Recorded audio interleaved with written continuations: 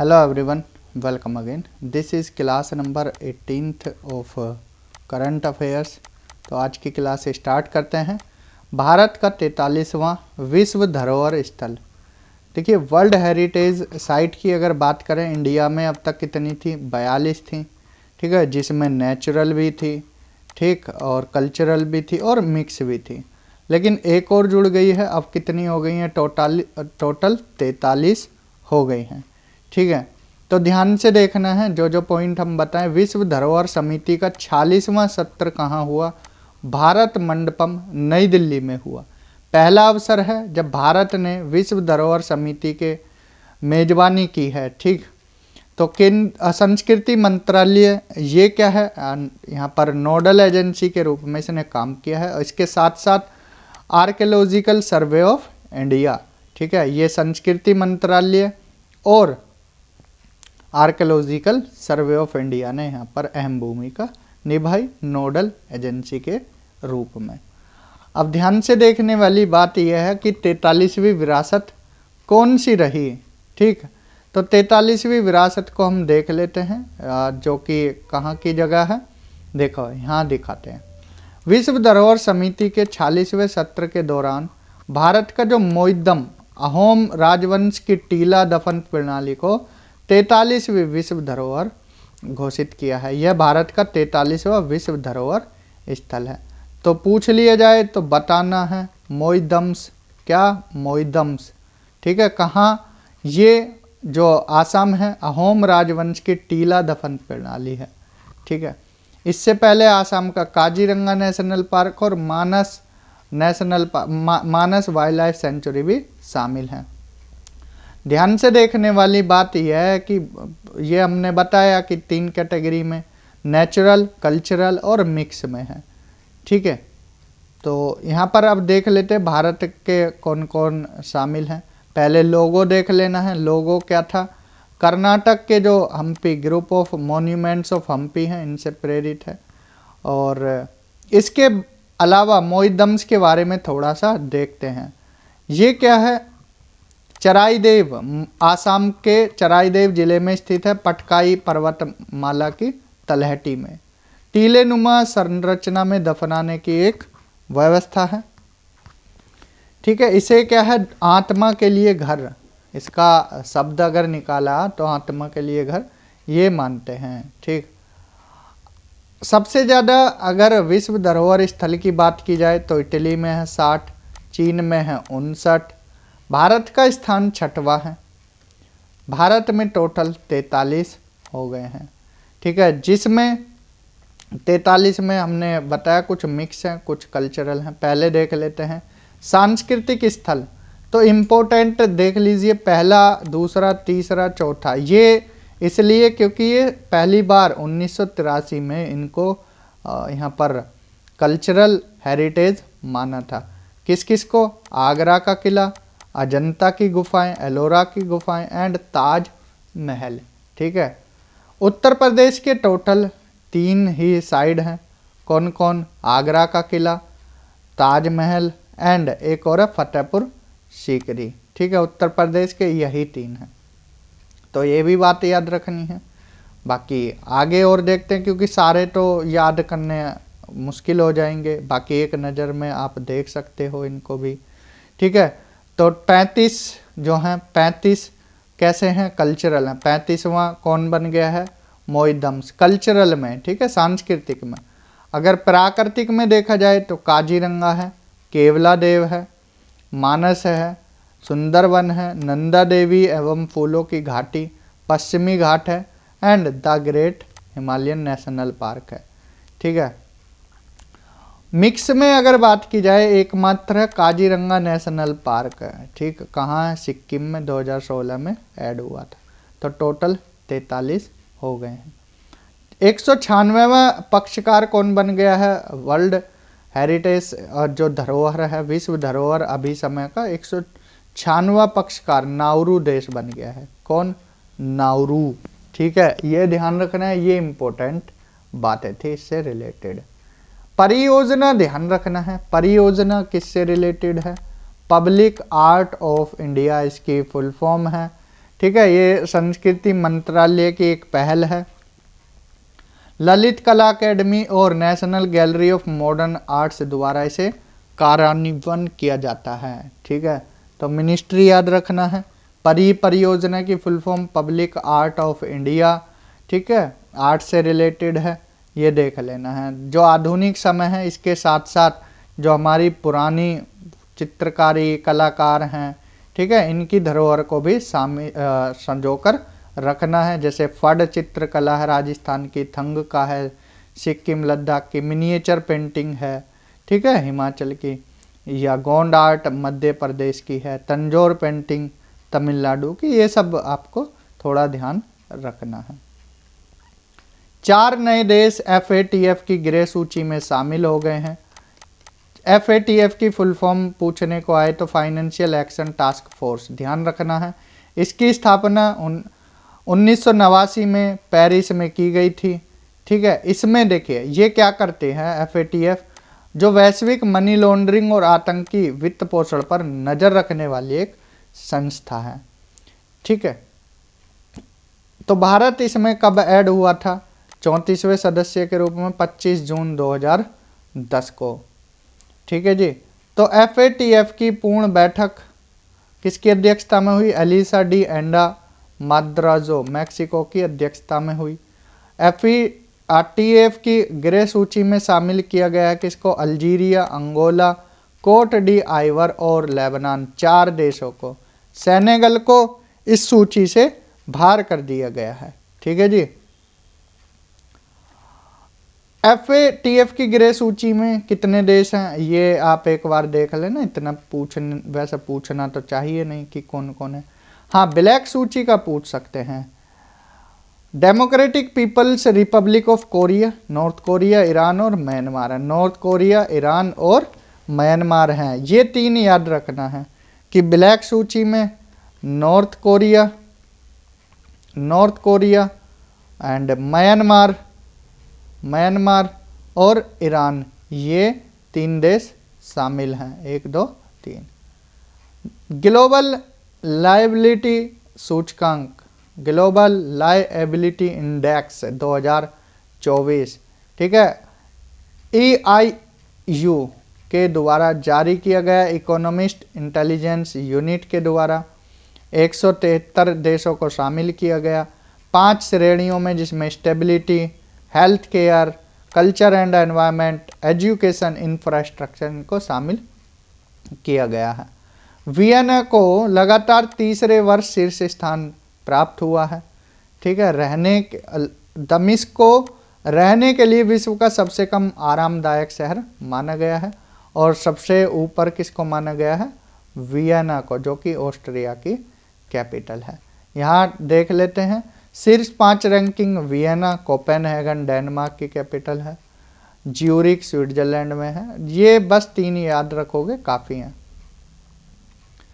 ऊर्जा संक्रमण सूचकांक, एनर्जी ट्रांजिशन इंडेक्स है, एनर्जी ट्रांजिशन इंडेक्स, ये किसके द्वारा जारी किया जाता है? WEF, वर्ल्ड इकोनॉमिक फोरम के द्वारा।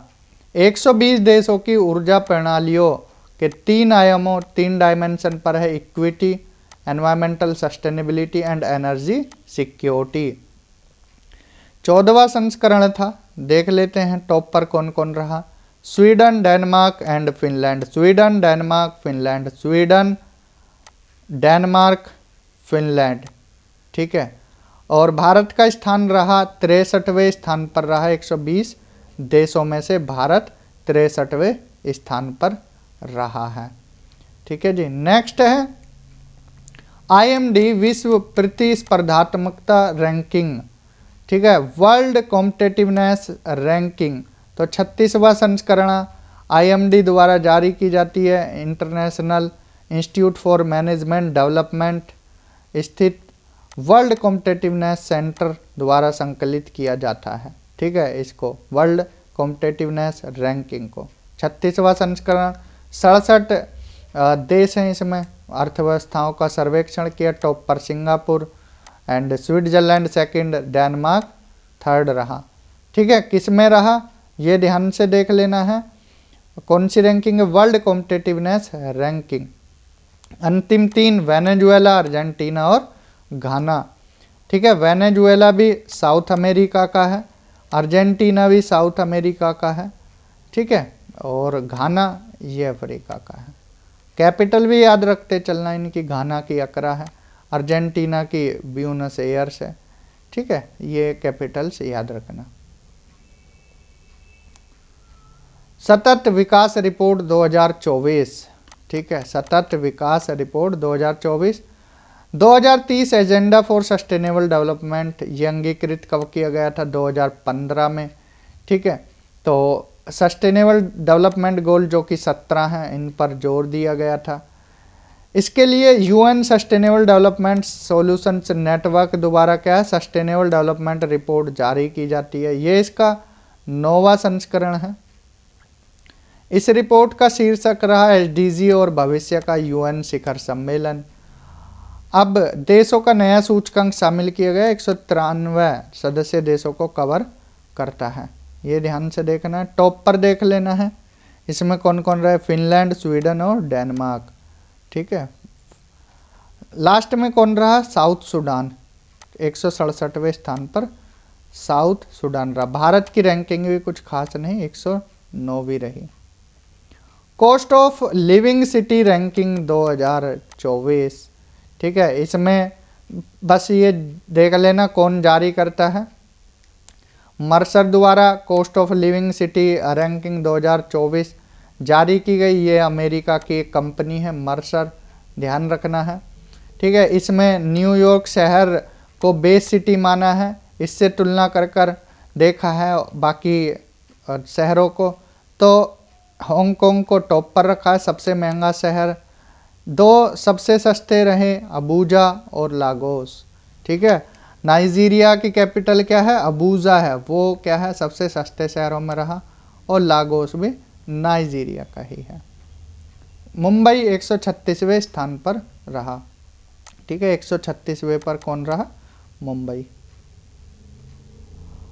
World wide cost of living 2023, ये 23 की एक बार नज़र मार लेना, बाकी इम्पोर्टेंट तो 24 की है, ठीक। वैश्विक लैंगिक अंतराल रिपोर्ट ग्लोबल जेंडर गैप 2024, ये WEF द्वारा जारी की गई, ठीक। 18वां संस्करण, 146 अर्थव्यवस्थाओं को शामिल किया गया, ठीक। इसमें अब रैंकिंग देख लीजिए, किसकी रैंकिंग रही? टॉप पर आइसलैंड रहा, फिनलैंड, और थर्ड पर नॉर्वे रहा। भारत की रैंकिंग और एक बार देख लेना, क्योंकि भारत की रैंकिंग पूछ ली जाएगी एग्जाम में। 129वें पर रहा भारत, किसमें? ग्लोबल जेंडर गैप 2024 रिपोर्ट में, ठीक। वैश्विक शांति सूचकांक ग्लोबल पीस इंडेक्स किसके द्वारा? एक थिंक टैंक है, कौन सा? IEP Institute for Economics and Peace द्वारा प्रतिवर्ष जारी किया जाता है, ठीक है। वर्ष 2007 में एक ऑस्ट्रेलियाई उद्यमी एंटरप्रेन्योर थे स्टीव किलेलिया ने लॉन्च किया था। 2008 में ही Institute for Economics and Peace की स्थापना की गई थी, ठीक है। ये इसका 18वां संस्करण, 163 देश इसमें शामिल। इसमें टॉप पर देखिए, रूस, यूरेशिया के अतिरिक्त विश्व के अन्य सभी क्षेत्रों में शांति के स्तर में गिरावट दर्ज की गई। यूरोप विश्व का सर्वाधिक शांतिपूर्ण क्षेत्र है, ये इम्पोर्टेंट बात है। और सबसे ज़्यादा कम शांतिपूर्वक क्षेत्र कौन रहा? सबसे कम शांतिपूर्ण क्षेत्र मध्य पूर्व और उत्तरी अफ्रीका रहा, ठीक है, मिडिल ईस्ट और नॉर्थ अफ्रीका। जो ये कंट्री हैं देखने को मिल जाएगी, हाँ लड़ाई वगैरह होती रहती है सीरिया वगैरह में। यूरोप के बाद एशियाई प्रशांत विश्व का दूसरा सर्वाधिक शांतिपूर्ण क्षेत्र है। आइसलैंड विश्व का सर्वाधिक शांतिपूर्ण देश है, आइसलैंड, आयरलैंड और ऑस्ट्रिया, ठीक है। ये ध्यान से देख लेना, भारत को 116वां स्थान प्राप्त हुआ है, ठीक। भूटान दक्षिण एशिया क्षेत्र में सर्वाधिक शांतिपूर्ण देश है। अफगानिस्तान दक्षिण एशिया का सबसे कम शांतिपूर्ण देश है, ठीक है। ये कुछ आंकड़े हैं। यमन अगर कंट्री में देखा जाए तो यमन विश्व का सबसे कम शांतिपूर्ण लीस्ट पीसफुल कंट्री है। सुरक्षा परिषद के नए अस्थायी सदस्य, ठीक, UNSC United nation security council के। अब देखिए ये जो यूएन के 6 बॉडी हैं उनमें से एक है। अब इसमें कुल 15 सदस्य होते हैं, 5 परमानेंट है। परमानेंट में कौन कौन? चीन, फ्रांस, रूस, यूके और यूएसए हैं। बाकी 10 जो अस्थायी सदस्य हैं वो बदलते रहते हैं, 2 वर्ष की अवधि के लिए होते हैं, ठीक है, 2 वर्ष की अवधि के लिए चुने जाते हैं। अब कौन कौन चुने गए हैं वो देख लेना है। संयुक्त राष्ट्र महासभा के 78वें सत्र के दौरान कुल 5 सीटें चुनाव के लिए उपलब्ध थी। 6 जून 2024 को डेनमार्क, ग्रीस, पाकिस्तान, पनामा और सोमालिया को अस्थायी सदस्य के रूप में निर्वाचित किया। इनका कार्यकाल 1 जनवरी 2025 से प्रारंभ होकर 31 दिसंबर 2026 तक रहेगा। ठीक है, ये बस ध्यान देने वाली बात है। 5 और सदस्य कौन है? Algeria, Guyana, South Korea, Sierra Leone और स्लोवेनिया। ये इम्पोर्टेंट है। 10 देश हो गए ना, 5 स्थायी और 10 अस्थायी। नेक्स्ट है पर्यावरण प्रदर्शन सूचकांक 2024, एनवायरमेंटल परफॉर्मेंस इंडेक्स। किसके द्वारा? Yale Center for Environmental Law and Policy and CIESIN Center for International Earth Science Information Network की संयुक्त परियोजना है। ठीक है, वर्ष 2024 में इस रिपोर्ट को तैयार करने में जेनेवा स्विट्जरलैंड में स्थित है मैकॉल मैकबेन फाउंडेशन, इसने भी सहयोग दिया है। ठीक है, ये जारी किया गया पर्यावरण प्रदर्शन सूचकांक 2024। स्कैंडिनेवियन कंट्रीज शीर्ष पर ही रहे हैं। ठीक है, यूरोपीय देशों को शीर्ष 20 स्थानों पर जगह प्राप्त हुई है। अब देख लेते हैं, एस्टोनिया को प्रथम स्थान प्राप्त हुआ है। अब एस्टोनिया शीर्ष 5 देशों में एस्टोनिया, लग्जमबर्ग और जर्मनी रहा है। ठीक, अब डेनमार्क को शीर्ष स्थान प्राप्त हुआ था 2022 में, लेकिन अब यहाँ इसकी रैंकिंग घट गई है। एस्टोनिया नंबर 1 पर आ गया। एस्टोनिया, लग्जमबर्ग और जर्मनी। भारत की रैंकिंग भी देख लेते हैं। अंतिम 5 देशों में वियतनाम है, पाकिस्तान, लाओस, म्यांमार और भारत। ठीक है, पाकिस्तान ये लास्टों में आ रहे हैं। ठीक है, सबसे एंड कौन सा है? वियतनाम। किस में है ये? एनवायरमेंट के मामले में, एनवायरमेंटल परफॉर्मेंस इंडेक्स। समझ आया यहाँ तक?